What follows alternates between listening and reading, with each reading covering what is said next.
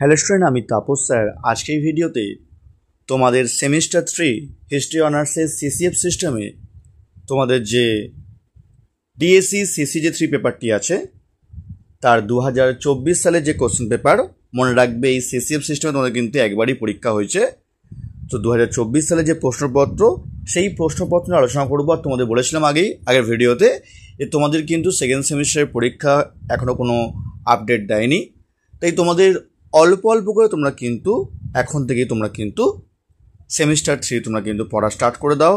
আর আমি তোমাদের কিন্তু আগের কিছু ভিডিও, তোমাদের এই যে পেপারের কী কী বই কিনতে হবে, এর সিলেবাস, কোশ্চেন প্যাটার্ন, ঠিক আছে, সব কিছু ভিডিও করে দেওয়া আছে। সেটা তোমাদের প্লেলিস্ট করে দিয়েছি আমি, সেখানে যাবতীয় তোমরা কিন্তু ভিডিও তোমরা পেয়ে যাবে।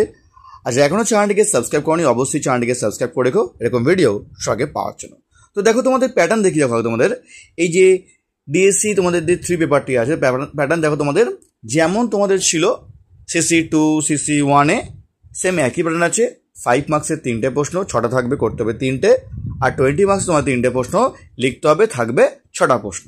তো যেমন ছিল 75-এর থিওরি পরীক্ষা আর 25 তোমাদের প্রজেক্ট, একইভাবে তোমাদের কিন্তু এই পেপারে থাকছে। আর মনে রাখবে এই ডিএসসি সিসি 3 পেপারটা ভারতের ইতিহাস পড়তে হবে তোমাদের কিন্তু।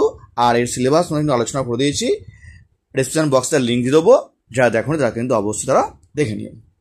দেখো তোমাদের এবারে বলবো এই যে পেপারে তোমাদের 24 সালের প্রশ্নপত্র, মনে রাখবে এই সিস্টেমে কিন্তু এই একবারই পরীক্ষা 2024 সালে, আর তোমরা হচ্ছে সেকেন্ড ব্যাচ।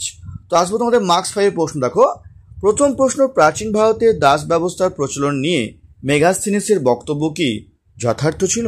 পরের প্রশ্ন, প্রাচীন ভারতের ইতিহাস রচনায় কৌটিল্যের অর্থশাস্ত্র গ্রন্থের গুরুত্ব নির্ণয় করো।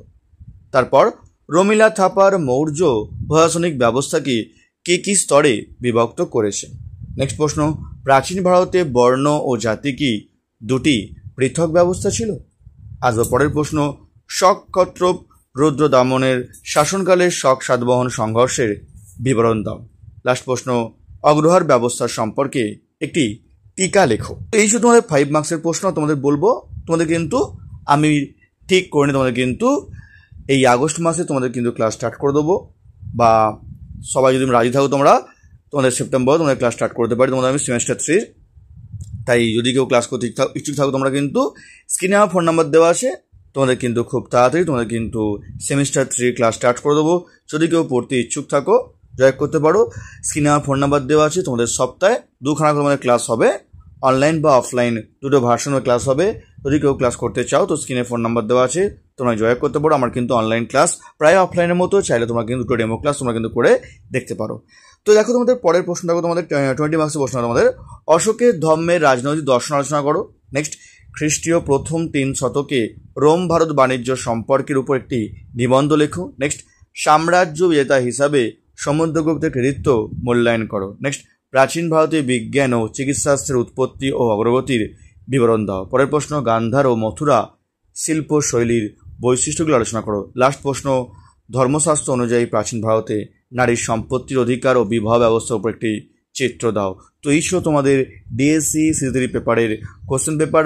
আর যারা ইংলিশ ভার্সন আছো তোমাদের জাস্ট প্রশ্ন তোমার দিয়ে দিচ্ছি, প্রথমে 5 মার্কস, তারপর 20 মার্কস, তোমরা পারলে দেখে নিও। আর যারা এখনও চ্যানেলটিকে সাবস্ক্রাইব করনি অবশ্যই চ্যানেলটিকে সাবস্ক্রাইব করে এরকম ভিডিও সবাই পাওয়ার জন্য। আজকের মতো এইটুকুই।